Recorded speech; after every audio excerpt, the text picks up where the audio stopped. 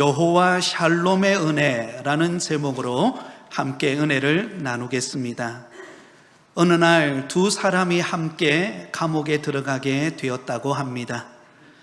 같은 감옥에서 몇 년을 함께 지내면서 두 사람이 함께 생활하게 되었는데요.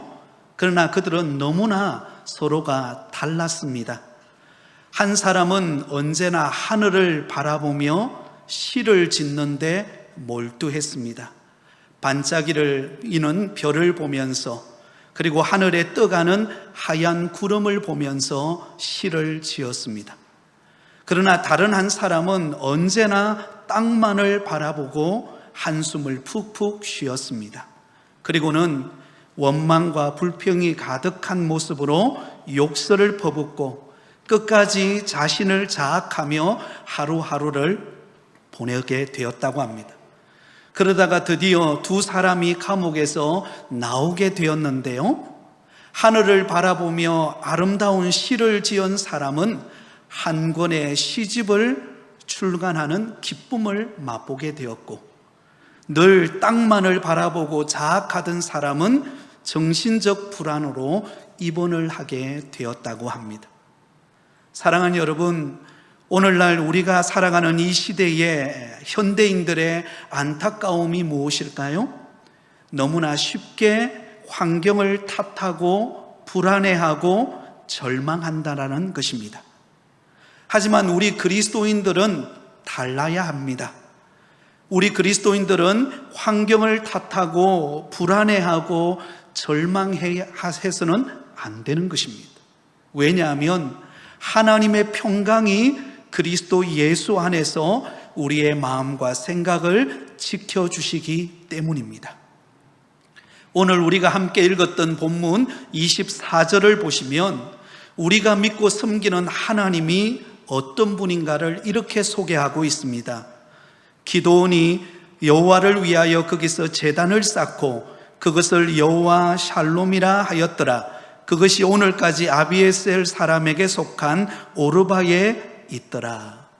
기드온이 하나님께 제단을 쌓고 그곳 이름을 여호와 샬롬이라고 지었습니다.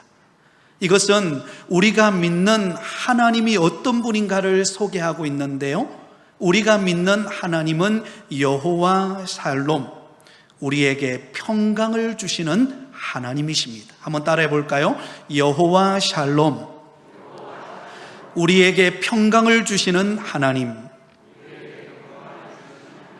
오늘날 이 시대가 아무리 힘들고 불안하고 급변한 시대를 우리가 살아가고 있다 할지라도 우리가 믿는 하나님은 여호와 샬롬, 우리에게 평강을 주시는 하나님이신 줄을 믿습니다.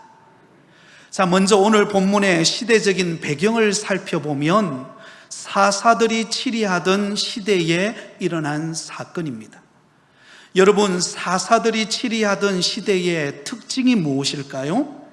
자기 소견에 옳은 대로 행하던 시대였습니다.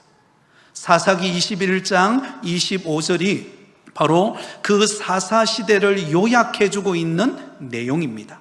그때에 이스라엘의 왕이 없으므로 사람이 각기 자기의 소견에 옳은 대로 행하였더라. 여러분, 이 당시 왕이 없으므로 자기 소견에 옳은 대로, 다시 말하면 내 마음대로 살아가고 내 마음대로 생각하고 내 고집대로 행동하던 시대였다라는 것입니다. 아니나 다를까 그 당시 이스라엘 백성들은 하나님을 떠나서 우상을 숭배하고 자기 마음대로 살아가고 있었습니다.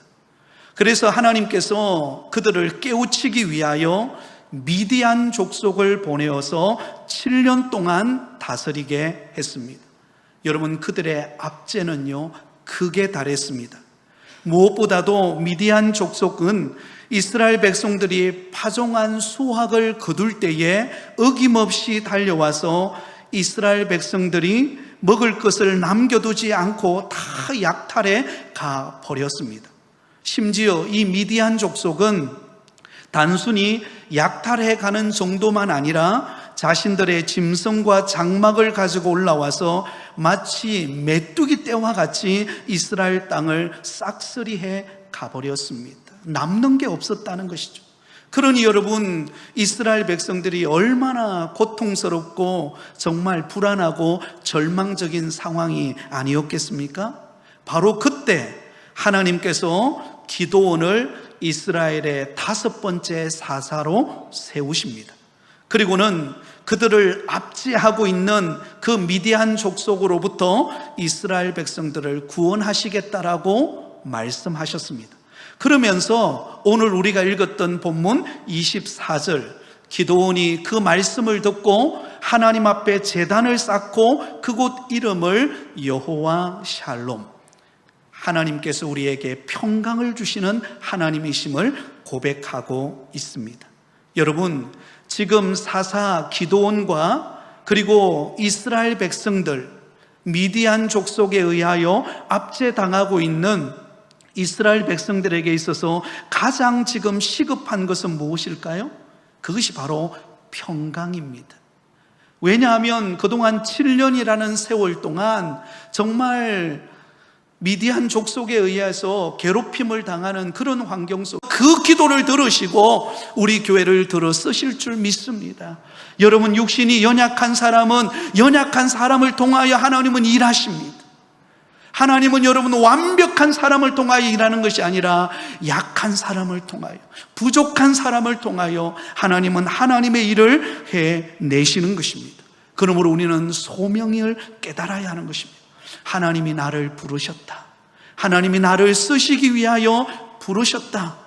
그 부르심 앞에 여러분 믿음으로 반응하실 수 있기를 바랍니다.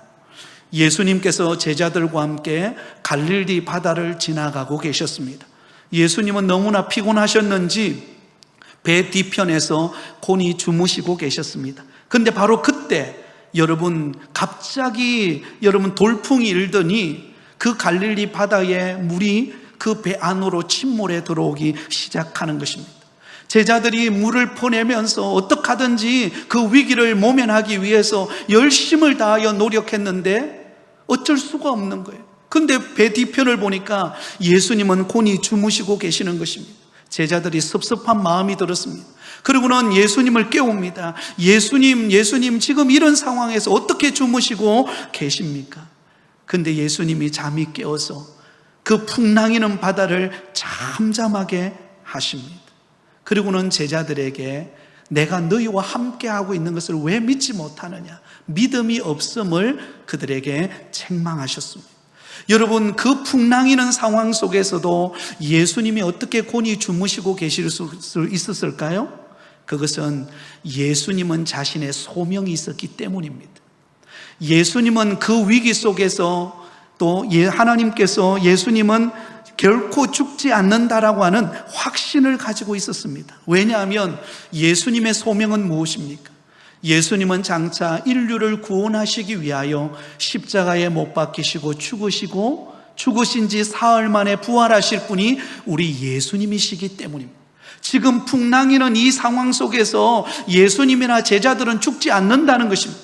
그래서 예수님은 그 풍랑이는 가운데서도 그 마음의 안정감을 가지고 주무실 수가 있었던 것입니다. 사도행전 27장에 보면 사도 바울을 압송하여 로마로 가는 그 배가 유라굴로라고 하는 광풍을 만나게 됩니다. 여러분, 그 광풍을 만나서 어찌할 수 없어서 다 두려움에 사로잡혀 있었을 때에 사도 바울만큼은 의연했습니다. 여러분, 지금 사도 바울은 지금 죄수의 몸으로 끌려가고 있는 상황입니다. 그럼에도 불구하고 그는 평강을 잃어버리지 않았습니다. 사도행전 27장 22절에 보면 내가 너희를 권하노니 이제는 안심하라. 너희 중 아무도 생명에는 아무런 손상이 없겠고 오직 배뿐이니라. 여러분, 놀랍지 않습니까? 죄수의 몸으로 끌려가는 사도 바울이 제일 당당해요. 제일 평온합니다. 그리고는 불안에 떨고 있는 그 배에 있는 사람들을 향하여서 안심하라. 여기 있는 사람 한 사람도 손상을 입지 않을 것이다. 오직 배만 손상을 입을 것이다 라고 말했습니다. 어떻게 사도 바울이 죄수의 몸으로 로마에 압송당해 가면서 유로골로라고 하는 그 광풍을 만난 환경 속에서도 그는 두려워하지 않고 그는 불안해하지 않고 어떻게 그렇게 평온을 유지할 수 있었는가? 그에게는 소명이 있었기 때문입니다. 사도행전 27장 23절에서 25절에 이렇게 말씀하고 있습니다. 내가 속한 바 곧 내가 섬기는 하나님의 사자가 어젯밤에 내 곁에 서서 말하되 바울아 두려워하지 말라. 내가 가이사 앞에 서야 하겠고 또 하나님께서 너와 함께 항해하는 자를 다 내게 주셨다 하였으니 그러므로 여러분이여 안심하라. 나는 내게 말씀하신 그대로 되리라고 하나님을 믿노라. 할렐루야. 여러분, 사도 바울은 이 유라굴로 강풍에 이게 몰려와서 죽음 직전에 있는 이 상황 속에서도 자신은 죽지 않는다라는 확신이 있었습니다. 왜냐하면 그는 로마의 가이사 앞에 서야 되기 때문에, 하나님이 그를 향한 소명이 있기 때문에, 하나님이 사도 바울을 통하여 이루시기를 원하시는 하나님의 원대한 꿈이 있기 때문에 그 꿈이 이루어지기까지는 나는 죽지 않는다, 나는 결코 무너지지 않는다, 그 확신이 있었던 것입니다. 그러므로 두려움에 떨고 있는 그 배 안에 있는 사람들을 도리어 안심시키고 그들을 위로하는 은혜를 갖게 되었던 것입니다. 사랑하는 성도 여러분, 하나님이 저와 여러분을 향한 소명, 그 사명을 다 이루기까지 여러분 죽지 않습니다. 하나님이 저와 여러분을 지키실 줄 믿습니다. 하나님의 놀라운 일을 이루어 가실 줄 믿습니다. 그러므로 여러분, 환경을 보고 두려워하고 낙심하지 말고 나의 소명이 무엇인가를 발견하시기 바랍니다. 하나님이 나를 통해 무엇을 하기를 원하시는지, 어떻게 헌신하기를 원하시는지 그것을 깨닫기를 바랍니다. 그의 나라와 그의 의를 구하면 하나님이 우리에게 더해 주시는 은혜를 허락하실 줄 믿습니다. 이제 마지막 세 번째입니다. 하나님의 평강, 여호와 샬롬의 은혜를 경험하려면 우리의 삶에 하나님께서 함께하고 계심을 믿으시기 바랍니다. 한번 따라하겠습니다. 하나님께서 나의 삶 속에 함께하고 계십니다. 여러분, 이것을 믿으면 하나님의 평강이 임합니다. 16절 말씀을 우리 같이 읽겠습니다. 16절입니다. 시작. 여호와께서 그에게 이르시되 내가 반드시 너와 함께하리니 내가 미디안 사람 치기를 한 사람 치듯 하리라 하시니라. 할렐루야. 여러분, 기드온은 소심한 사람이었어요. 미디안 족속 앞에 7년 동안 괴롭힘을 당하면서 너무 두려워서 포도주 틀 안에서 조용히 아무도 보지 않는 환경 속에서 밀을 타작하고 있었던 굉장히 소심한 사람이었어요. 그런데 그런 기드온을 하나님이 불러내시고는 큰 용사여, 내가 너를 통하여 이 이스라엘 민족을 미디안 족속으로부터 구원해 내겠다라고 하나님이 소명을 주셨습니다. 그런데 하나님은요, 소명만 주신 것이 아니라 이렇게 말합니다. 여호와께서 그에게 이르시되 내가 반드시 너와 함께하리니. 한번 따라해 볼까요? 내가 반드시 너와 함께하리니. 여러분, 이것이 우리의 능력입니다. 하나님이 우리와 함께 하시기에 여러분, 기드온이 승리할 수 있었어요. 하나님이 우리와 함께 하시기에 우리는 반드시 승리하게 될 것입니다.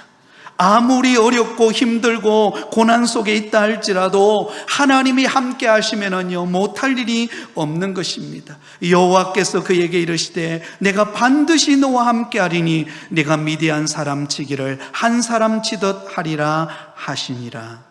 여러분, 결국 어떤 일이 벌어집니까? 그 기드온을 통하여 미디안 족속을 물리치고 이스라엘이 구원함을 얻는 은혜를 입게 됩니다.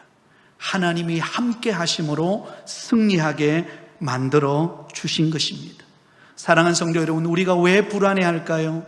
우리가 왜 낙심하고 있을까요? 하나님이 나와 함께 하고 계신다라는 사실을 잊어먹기 때문입니다. 하나님이 나와 동행하시고 내 걸음을 인도하고 계신다라고 하시는 그 하나님의 놀라운 손길을 우리가 망각하기 때문에 우리는 불안해하고 낙심하는 것입니다. 여러분, 혹시 바다 절벽의 그 틈새 사이에 작은 새들이 어미새와 함께 평온히 잠들고 있는 장면을 본 적이 있습니까? 여러분, 어떻게 그 절벽 속에서 그 작은 새들이 그곳에서 평안히 잘 수 있을까요? 그의 어미새가 그들을 보호할 것이라고 믿기 때문에 그렇습니다. 하나님은 우리와 함께 하심으로 저와 여러분을 보호해 주신다라는 사실을 기억하실 수 있기를 바랍니다. 지난 수요일 우리 교회에 올해부터 협력하게 되어진 문성국 선교사님, 파키스탄의 문성국 선교사님이 지난 수요일 날 우리 교회에 와서 선교 보고를 하고 말씀을 전하는 시간을 가졌습니다. 이제 6월 28일 파키스탄 선교지로 이제 출국해서 그곳에서 선교사로서 이제는 헌신하게 될 것입니다. 본래 이 문성국 선교사님은 1995년 부모님을 따라, 그의 부모님이 문철웅 선교사님인데요, 제가 잘 아는 선교사님입니다.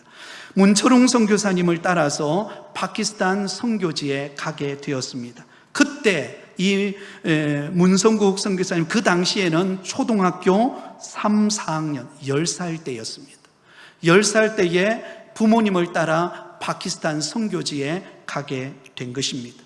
그리고는 고등학교 졸업할 때까지 그곳에 머물러 있다가, 그리고는 한국으로 와서 한동대학교를 거쳐서 총신대학원을 공부하고, 그리고 이제 목사가 되어서 다시 그 파키스탄으로 파송을 받아서 선교지로 가게 되었습니다.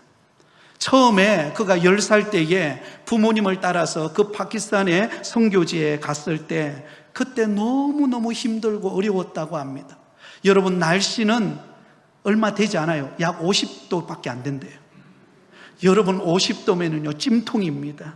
그 50도가 넘는 그곳에서 생활하게 되었는데요, 가자마자 그 부모님과 함께 생활한 것이 아니라 선교사님이 운영하는 기숙사 학교로 가게 되었다고 합니다. 10살짜리 아이가 기숙사가 있는 그 선교사가 운영하는 학교에 가가지고 아무도 아는 사람이 없고, 그렇다고 언어를 영어나 아니면 파키스탄어를 하는 것도 아니고, 그래서 그는 아침에 눈을 뜨는 것 자체가 괴롭고 저녁에 눈을 감는 것 자체가 괴로웠다고 합니다.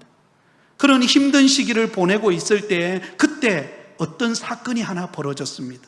여러분, 2002년도 우리나라는 한일 월드컵 때였습니다.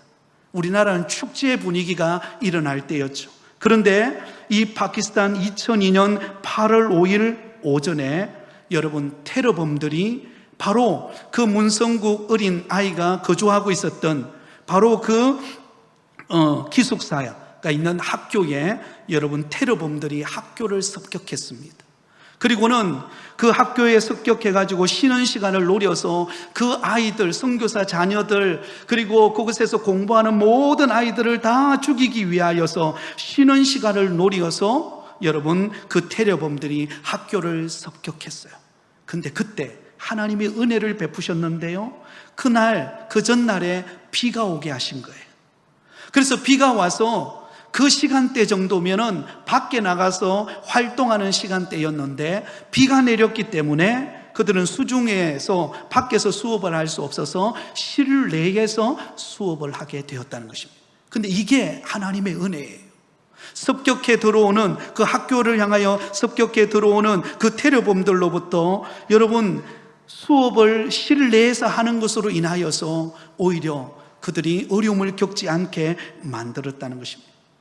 그리고 테러범이 총을 들고 오는 가운데 어느 선교사님을 만나게 되었는데 바로 앞에서 그 테러범이 총을 쐈는데 다행히도 팔에만 맞고 살 수 있었다고 합니다.